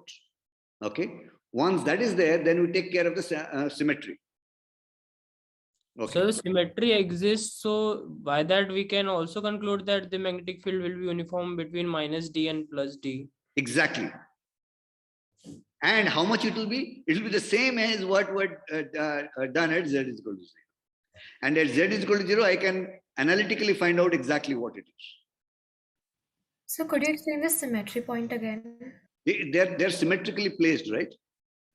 Slight off symmetry, this region would not be, so since it is symmetrical, the contribution from the one of the thing is going down with the same formula, exactly the same formula with this shifted z. And the other one is increasing with the same formula with z is equal to minus. Okay. And hence they just, in fact, you can see that symmetry in the formula itself. Okay. This is d by 2 plus z root over 3 by 2 in the denominator in one case and the minus. All right. So if you now expand it, and then from the minus contribution and plus contribution will cancel algebraically also. So by this symmetry, can we conclude that how much we increase the distance between the coils, the magnetic This field will work. That is important. This will work only for this particular arrangement. That is, the separation is equal to the radius of the coil. So we cannot change the Right? No, that is why we make the point, and that is why it's known by somebody's name, right? To figure out that exactly that arrangement only this will work. Okay, so suppose we make the separation as R by 2, so then No, it will not work. Will not work. Yes. Okay. And that is why the argument that the curvature is equal to 0 at that point is important. Okay. Yeah. Okay. Next. Sir, in the lecture you were saying that the coil has 154 turns. Yes. So then the 154 you got by some 14 into 11. Sir, what is this 14 and what is this 11? Can you show on the what is? So there are I think 14 layers. Okay. If you count the number of layers is 14, and each layer there are 11 turns. Sir, layers are going up or no, layers are going up. In one layer there are 11 turns. Okay, these. Okay, so layers are going from the left to right. And, right. And this is now let us go to our next theorem. And that height is coming due to the 11 turns. Right, so let's call this and it theorem is done as in a very precision sufficient equipment such that it is held together properly and they are isolated by insulation.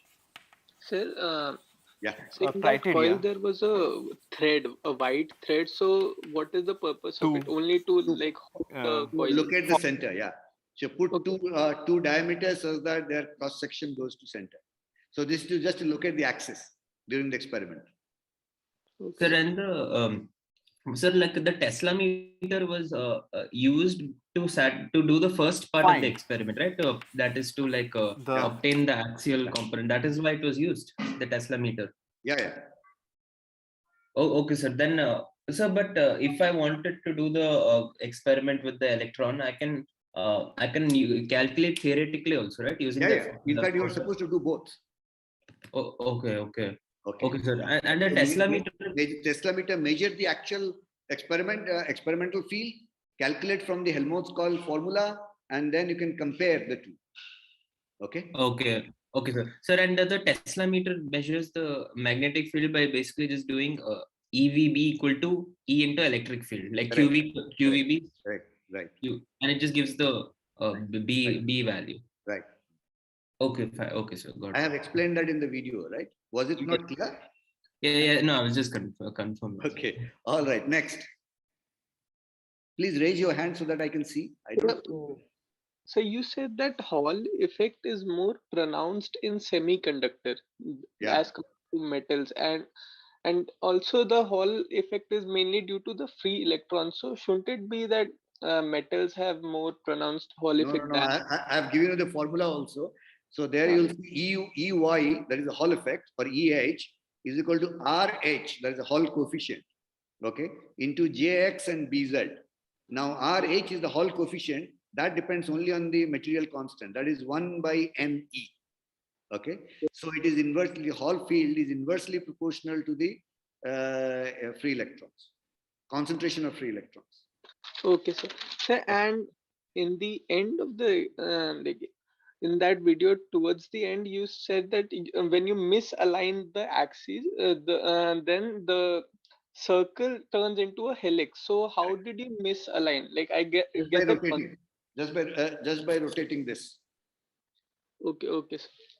And sir, in that experiment only, apart from the fluorescent circle made by the electrons, there is a very bright object. What is that? The electron gun? No. The rungs on the ladder are coated with a fluorescent material. Yes, sir. Okay, so just like your screen for a so when the electron hits that rung, it fluoresces there separately. This is not fluorescence from the gas. This is fluorescence because of a material that's used typically in a screen. Okay, sir. Sir, and one more doubt, sir, that if instead of using the magnetic field to calculate E by M ratio, we use the concept of projectile, like if we emitted the electrons and then we kind of measured the range and then calculated the velocity and then use the formula. So would that it requires a different setup. Yeah. Yeah, but that would work. No, but that has many other problems. Okay. Okay. Yeah. Next, quick. Yes, sir. I have doubt in that glass tube in which electrons are emitting and that argon atoms are capturing that electron. Yeah. Then does that argon ion also make a circle in? No. They are everywhere there. They are too heavy. They are not moving. Okay. And yes, that only doubt that as compared to electron, the argon ion is too heavy to move. It so the only thing that happens is get ionized and there is electronic excitation. There is no movement of the argon ion itself, except for that fact that it is gas. Okay. But and also, sir, does it disturb that circle of? No. Electron? In fact, it helps. It helps in making the electron complete its circle. Okay. Because of the field of the ion itself. We are not discussing that. Yeah? Okay, sir. Thank you. Okay, next. Sahil Gala. Yeah. Sir, I have a doubt in that Hall probe experiment that how it is able to measure the magnetic field, like we get induced electric field across the semiconductor. It should not call it an induced electric field, but yes, electric field electric is because field. of the movement of the electrons. Yeah. Yeah. It is so, not because of the Faraday effect. So it's a separate effect. Yeah. Yeah. So we get the electric field. So from that, how we are able to measure the magnetic field? This electric field depends on the number of the current and the magnetic field. I have shown that EH is equal to depends on JX and BZ. Yes. So that's so it. So the device automatically calculates by using that formula. Correct. It actually in this Tesla meter JX is fixed. It's 10 microns by the meter. Okay. So and then it measures. There is a voltmeter inside which measures the voltage, and then it knows the formula and it just calculates. Okay, sir. And also I have to ask about like in the argon gas bulb, the electrons, how they're able to, we are heating the element so that electrons are fired, right? Yes. So how we are able to measure the voltage? We are giving the voltage. No, that is, heater is separate. Once they escape the tungsten element, after that, we are that 300 volts, they are escaping in free space. Okay. And then we accelerate it across a voltage. Okay, sir. Okay. This is just for escaping the, such that they escape the metal to overcome the work function. All right. So we are heating it such that the electrons can overcome the work function of the metal and come out. Okay, sir. Can you show that device? Like what device? No, that heating. That's inside, right? I showed.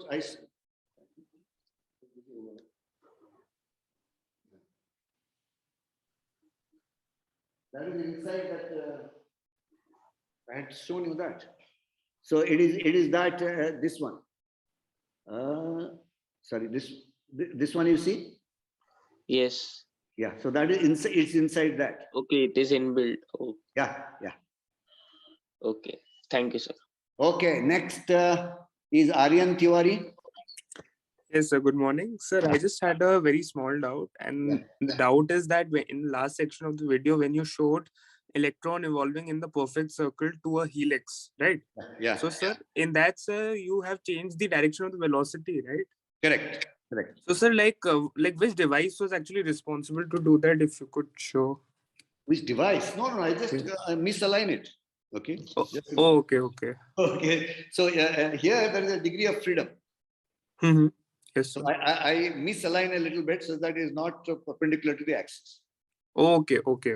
So Okay, that's, okay. in fact, while doing the experiment, you have to make sure that the axis is such a perpendicular, then only it becomes circle. Otherwise, it will be a helix. Okay, sir. Thank you. Okay. So is there any other raised hands? Sir, can we do these experiments after we come on campus? Sorry? Yeah. You can always, you can see we have a huge lab and nobody there. Okay, there are many such. And so you are certainly invited to do that. Sir, there is a non-academic doubt. When are we going to call back to campus? Okay. So that is actually, sir, to be very honest, that's a very good question, sir, because Delhi University colleges are opening. Delhi Even University is Roorkee are opening. also calling back the students. And Gandhinagar students are there only. To your other batch, I had to argue for an hour or so to convince them that why we are not calling. But I think at the moment, let me tell you, there are still Omicron is happening. Typically in the campus, 10 per day. Okay. The problem is we have because of the I don't know if the dean of students and the director have explained it to you that it is other students are there, only you are not there. Okay, and that's because there are two hostels which are, or many wings of that hostel are being used for our quarantine. Okay, if somebody is suspected, then they're moved there and they cannot move, and so we are sort of one full hostel at the moment to call you back. Okay, so we are waiting that we can say that it is not, pandemic is not there anymore. So at least those who are vaccinated, you can call them. No? No, there is no room. Because of almost one whole hostel with wings are being set aside for people who are falling sick. Or if you come in, then you have to spend 5 days. Now it used to be 14 days, now it's 5 days. Okay, or 7 days in a hostel, which will be provided with food. And after that, you are declared that you have your quarantine is over, and then you can move into a real hostel. Okay, so that is eating up our rooms. So it is really because of the non-availability of rooms that you are not there. Otherwise, the campus of the second year students are there, and all the PhD students are there. All right, so we have around 10,000 people living on the campus at the moment, and still there is Omicron is there. People are falling ill. In my lab itself, people are falling ill. So, Sir, sir, I do are some there mathematical chances of us coming in March or no? There is, I don't know. I have not talked to the director recently, so I am not sure. You can raise that question with the dean of students, Professor Siddharth Panda. Okay. Sir, can I ask my question? Yes, please. Yeah, Siddharth. Yeah. Sir, I drew some mathematical information that if we take d barabar r by 2, then d2b upon dz2 will be negative and the curve will be mouth downward. Yeah. No, d has to be equal to r. R by t, it will not cancel. Yes, sir. With d is equal to r by 2, it will not cancel. D has to be exactly equal to radius of the. Yes, sir. I want to ask the net, the graph of the net magnetic field between the both coils. Correct. Sir, it will be like goes to maximum and then minimum. Then it will goes to 0 as x-axis as asymptote. And if we take d barabar 2r, that is more than r, then it will be like it will be goes to minima and then to maxima and then to 0. Yeah, you can simulate it in a Excel file and see that they're not exactly able to cancel. Yes, sir. I want to just confirm the shape of the graph, sir. Yeah, please do. And I have drawn that shape of the graph in the video. For d barabar r by 2 and 2r, sir. Correct. Thanks. Okay, next. Anybody else? No questions. Yeah. So finally, you have to do. You might be asked to actually at the end of the experiment. I did not do that. I thought you will do that. You have to calculate. You will get V, which is if you fix V, and then if you change the I in the coil, then you have to plot V as a function of R square, right? Okay, or one. And then from the slope you have to get E by M. So either you change the magnetic field or you change the voltage of the kinetic energy. But finally, you have to draw a line. Okay. So the error analysis will depend on that the fact that E by M depends on 1 by, meaning is inversely proportional to B square and R square. All right. So it's a square dependent. But the experiment ends with a straight line being drawn for different magnetic fields for the same different radii.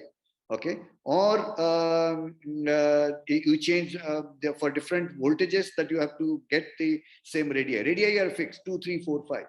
So either you change the magnetic field or you change the potential that you are applying to the electric field. So in both cases, you should get a straight line and analyze that straight line. That is the experiment. So the error you will obtain is from the error of the slope of that straight line. I hope you got that. I did not deliberately do that in the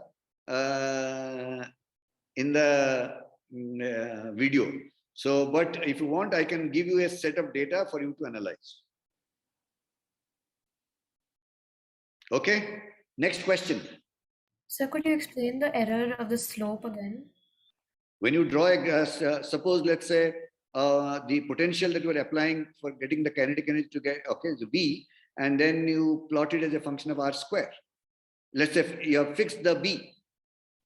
Fix the B by putting current into the coil. All right. Then you will get, for getting R is equal to 2, R is equal to 3, and R is equal to 4, and R is equal to 5, you will have to apply different kind of voltages. Right. So you will plot V as a, that is the potential applied to get those circles as a function of R square. That should be a straight line. Right. So what is the error in those in calculating the slope of that straight line? That is the error in the experiment. Of the ratio E by M, right? Sorry. Yes. Okay, sir. Okay. Next. Sir, there was a question. Yeah. There is a question in the manual, sir. Yeah. To what accuracy E by M ratio is known in the literature? Can you throw some light on it? You have whole internet with you. Okay. So do you know how to what is the number of decimal places to which we know E and to which we know M? You typically use 9.1 into 10 to the power minus M, right? Minus 31 kg for M. Okay. And for electron, the coulomb, how many decimals you know?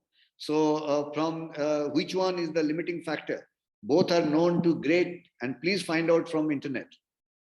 In fact, these days even your calculators will have those values. Okay, so typically we don't at your level we don't use it more than second decimal place, but there are precise experiments in which we'll have to use the decimal places of significance. But here in this case, I think second decimal place is fine. But in the ratio of E by M, we know the number of decimal places. Please find out. That would be interesting. That to what decimal place we know the mass of the electron. Okay, and to what decimal place we know the mass of the charge. Okay, experimentally. Or you can say that, you know, in electromagnetics, you have Coulomb law, for example, 1 by R square. Okay, to what decimal place we know that will be square? To 2, not 1.9999. People are still doing experiment to find out experimentally how much you can go, how close you can go to 2. Is it really 2? Okay, that is 1 by R square, the field, okay, of a charge, and that is still being, because that's an important question. In fact, that question limits what is the possible mass of a photon, which we think is massless. But if it is not 2, even there is the slightest deviation, then there will be a mass of the photon. Anyway, I am digressing, but please do find out. That's an interesting question for you to figure out. Yes, sir. I will absolutely find out. Yeah. Okay. Next. So what are the least counts of the instruments that we've used? Which instrument least count? There are so many instruments. So the voltage measuring one. Okay. Okay. The voltage measuring is we are doing it with a multimeter. So the least count will depend upon the multimeter, right? So this multimeter is what is called a 3 decimal places. How many digits in the multimeter in the LCD display, right? So you will see when I was in this experiment, when I was telling you, I was almost showing you only to the almost not even the first decimal place. Okay, I was saying that 164 volts. All right. So I was not even quoting the next decimal place. Okay. So since we are measuring to 300 volts, but if I have a what is called a 6.5 DMM, that is how many? Okay, those are expensive. This costs. This particular one costs, let's say, 2,000, 3,000 rupees. And if I want to know the voltage to third, fourth, and fifth, and sixth decimal places, I need a what is called a digital multimeter, which can go to 6 decimal place, and that will cost me about 6 lakhs. Okay, so it depends. So in this experiment, it is not so much required. And even the I was, I think, calling out numbers like 164, 150, and things like that. Even the first decimal place, I was not doing it because I was doing it from a very inexpensive multimeter, and that's good enough. Okay. And in the Tesla meter, it's the second decimal place in millitesla. Okay. Anything else? Did we have quiz 3 on next week, sir? Sorry? Did we have quiz 3 on next week, sir? Yes, it has been announced, right? It will be on the basis. Yeah, you will have a quiz 3. I think it is on the 17th.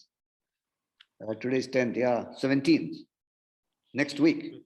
Anyway, so there will be a formal announcement in which this experiment, current balance, and another home experiment that you have done will be included.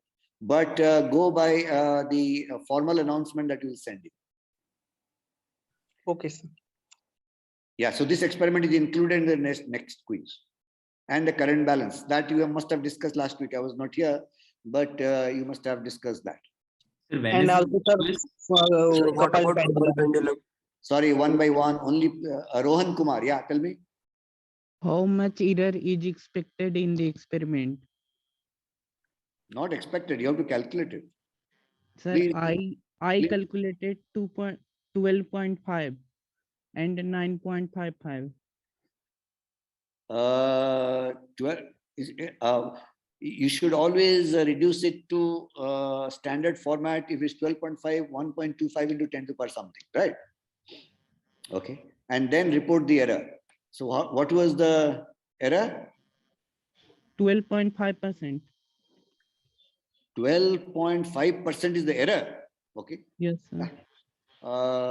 Actually, it's a little less than that in this setup. Okay. So depending on what you have, see the which is the major error. Major error comes from the B measurement of B because it depends on B square. R is almost fixed, right? And voltage is to the first decimal place. Okay. So the error in a major error isn't actually depends on B square, right? So it's in the comes from the Tesla meter. Okay. So yeah, it will be you can calculate that. It will probably should be less than about 10%. Yeah. Yeah. Okay. Next. Sir, what about coupled pendulum? Will it be also in the quiz? Coupled pendulum, has it already been done? Yes. Okay. Yeah, should be there. If whatever has been done after quiz 2 and before quiz 3, that will be in the. So anyway, I will send an announcement in which I'll exactly say what are the things involved. But things that has been done after quiz 2 and so far, that will be there in quiz 3. Okay. Yes, sir. Okay. Anything else?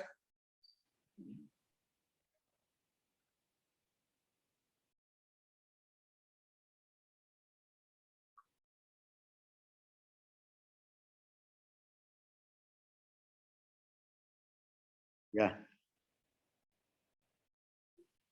Okay, there are, because this time we're doing this digital evaluation that every step is either 5 or 0. I think some people who are our research assistants have not taken care, so we are looking at that. Okay, so we have seen inconsistencies between different sections, and we'll correct that. We don't worry about that part. We'll do that. Okay. Don't worry so much about that. We'll worry. Okay. From what is the, you are worried about coming back? Yeah, that's, I don't have the answers, but I can tell you that we also are keen that you are back. But also because other people have spent almost more than 1 year out of campus. So at the moment, your priority for you to come back is the least, because other people have spent even more time outside. Okay. So we are 18 plus now. We can take our care. Please call us back. Yeah. Okay. Yes. Next. Next academic question, sir. But who? Zaman Kashyap. Yeah. Any academic questions more, or you are done? Yes, sir. Sir, I have a doubt. I raised a forum about the last quiz on code tantra that we had. There was a 2-mark. There was actually a 2-mark question.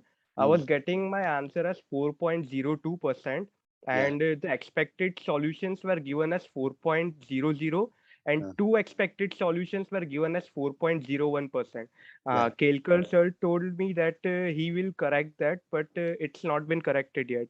Yeah. So normally all these corrections and forums we keep on piling, and then one day we meet and decide which decisions to be taken. That meeting has not happened, so don't worry, we'll do that. Okay. Okay. I was out of town, and so we haven't had a common meeting to decide but please raise your questions in the forum. Even if we don't give an immediate answer, we take all views expressed in the forum seriously and decide. But we don't decide one by one, because we are 4 instructors involved, and so we have a meeting in which till that point, whatever, if there is a typical forum academic question, we answer immediately. But if there is a policy question, then we wait for all the 4 to meet and decide. Okay. So sometimes it takes a longer time, but certainly before the grades are decided and things like that. Okay. And you will come to know of it when we do that. So don't get unnecessarily anxious about these little marks here, 1 and 2 and 2 there. They'll be done. I'm not saying that they'll not be done, but they'll be done. But they will be done at our own pace, because 4 instructors are involved. Okay. Okay. Anything else? Sir. Any questions related to the experiment? Of course, you can always raise these questions in the forum also. If there is an academic question, I'll immediately answer. Sir? Yes. In the home assignment 3, while performing the experiment. Yes. So in the Firefox, in the audio amplitude. Yes. There is something like calibration offset. Yes. So can you throw some light on that? Yeah. So what is the question? So what are these calibration offset and calibration? No. So you have to actually you can read it right there. Suppose you want to make sure that the amplitude that it is showing and amplitude that you from another device you can actually calibrate. Because it is being done on different devices of different makes. Okay, there could be differences. Because of that, normally they allow that with a separate source you can actually figure out what is, that is, you measure by a separate measurement, and then you can set that this is the error in that, and then you can calibrate that this is the amplitude which is the actual amplitude. But I think that should not worry you, but I think most of the things are within the error band that we want you to do. This is to make it even more precise, such that you can actually calibrate your amplitudes that you measure with your device with actual with some other meter. Okay. Sir, I had a small doubt. Yeah. That in the home assignment 3, that we have been asked to take like 3 different frequencies, and then delta F should be 10%, 0.1%, and 1%. Yeah. So, sir, like if I go to a large frequency like 6000 hertz, and then I take an error, I take the second frequency as 10% plus minus, then the beat frequency is so high that we can't hear. But you could see it. So we can only see, but we cannot hear. So we cannot put by stopwatch. We can only use the graph. Yeah. I got it to be 0 essentially. Like. Yeah. The sir replied on forum that we can use only those frequencies which are audible to us. Right. Right. So so that is a choice. That's a design. Yeah. So like, do we mention the graph, or do we don't even mention the graph and leave those frequency pairs?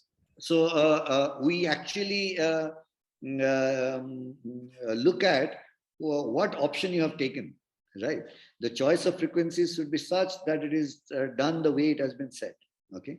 If you do something else, then you should mention and explain why you did that. That is also taken into account. So there's a little bit of design of experiments. It is not a recipe that you are giving that do this, choose this frequency, and then you'll say, oh, this doesn't happen. So you have to use your physical intuition to choose which frequency such that the whole experiment can be done. That is expected.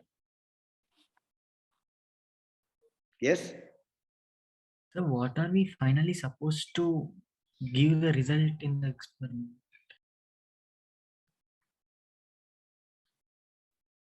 Wasn't it explained in home experiment 3? Go by exactly what is there. So like in the Firefox application, it is giving the sound pressure level. Yeah. Are we supposed to mention that? Okay. I will not say this way or that way. Go by the letter and spirit what is written in the question. Okay.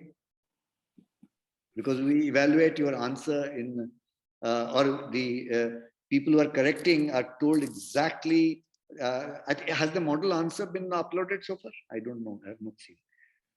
For home experiment 3? No, sir. Okay, so that once the corrections are true, I think we will do that. So because there are a large number of people who are correcting, and we give them instructions of what to do, but this will follow exactly what is written in the question. So I might ask you to do something, but we'll go by only what is being asked in the question. All right. Okay, so I am 15 minutes off. I've taken 15 minutes off more because that little accident that happened in between the experiments. All right. So if there is no other question, it looks like you are exhausted, right? But I hope you are attending all this. This recording of this discussion is not put on this thing because we expect you to directly interact. Okay. So if there is no other question, so let's see if there is on the chat something is there. So campus for Y21. Sir. Yeah. There is an unofficial question.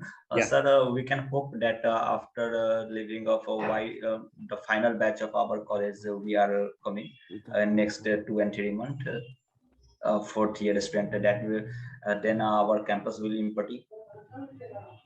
Okay, this is an administrative decision we are discussing informally, but I think this question should be put to the Dean of Students. Sir, but there was a hostel under construction, so it must be completed now within 2 months.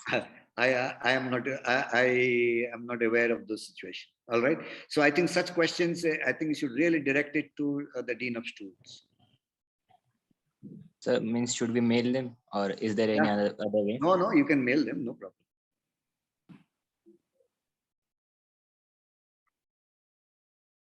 No, we were thinking this semester that we will have mixed mode, hybrid. That is, people who are come to the campus will come to the class, but people who are away, some people have not come, okay? Or some people who came and then went back. home because the incidence of things were rising. So, but the incidences started become so large that we are now online classes only. There is no hybrid class so far. But originally we thought this will be a hybrid class mode, depending upon the instructor. Okay, they call, and then all the classes have been arranged such that we can have hybrid classes. That is, some people in the class and some people who are at their homes. But that has been suspended. So it's all courses are now being held online till we hear further. Okay. Okay, sir. Yeah. I hope your courses are going on well. Of course, you want to come. We know that. Since 2 years we are online only. Yeah. Your seniors have been for even longer. No, sir, we are longer. Oh, is it? Okay. Sir, since JEE we are online. No, but be assured that it's not that we want to you to spend as much time as home. We are also quite clear that we would, at the first opportunity, you will be called back. Okay. Okay. Bye. Thank you, sir. Bye. Thank you. Any other academic question, please put to the forum. Okay. Thank you, Bye. sir. Thank you, sir. Thank you, sir.